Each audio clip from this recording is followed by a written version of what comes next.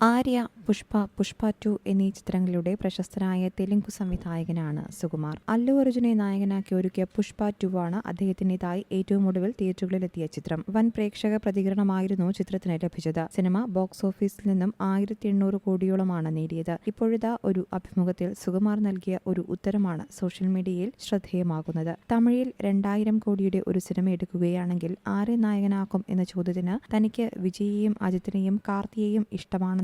അത്തരമൊരു സിനിമ ആലോചിക്കുന്നുണ്ടെങ്കിൽ അവരെ വെച്ചാകും ആ സിനിമ എടുക്കുകയെന്നും സുകുമാർ പറഞ്ഞു. സുകുമാറിന്റെ ഉത്തരത്തെ വലിയ കയ്യടികളോടെയാണ് പ്രേക്ഷകർ എതിരേറ്റത്.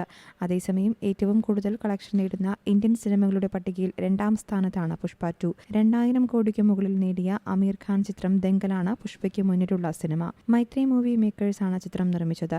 ആഗോളതലത്തിൽ അല്ലു അർജുന്റെ കരിയറിലെ ഏറ്റവും ഉയർന്ന കളക്ഷനാണ് പുഷ്പ 2 നേടാനായത്. പുഷ്പ ആദ്യ ഭാഗം ആഗോളതലത്തിൽ 350 കോടിയോളമായിരുന്നു നേടിയത്. ഈ തുക 2 ദിവസം കൊണ്ടാണ് പുഷ്പ 2 മറികടന്നത്. ആദ്യ ദിനത്തിൽ മാത്രം സിനിമ ആഗോളതലത്തിൽ 294 കോടിയായിരുന്നു നേടിയത്. ഇതും റെക്കോർഡായിരുന്നു. എല്ലാ കോണുകളിൽ നിന്നും ഗംഭീര അഭിപ്രായങ്ങളാണ് പുഷ്പ 2 ലഭിച്ചത്. എന്നാൽ കേരളത്തിൽ ചിത്രത്തിന് വലിയ നേട്ടമുണ്ടാക്കാൻ സാധിച്ചിരുന്നില്ല. മോശം പ്രതികരണമായിരുന്നു സിനിമയ്ക്ക് കേരളത്തിൽ നിന്നും ലഭിച്ചത്.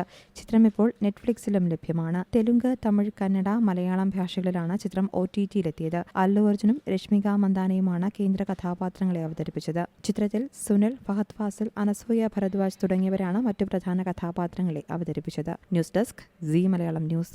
ഏറ്റവും പുതിയ വാർത്തകളും വിശേഷങ്ങളും വിരൽ തുമ്പിലറിയാൻ സീ മലയാളം ന്യൂസ് എല്ലാ ഡിജിറ്റൽ പ്ലാറ്റ്ഫോമുകളിലും ലഭ്യം.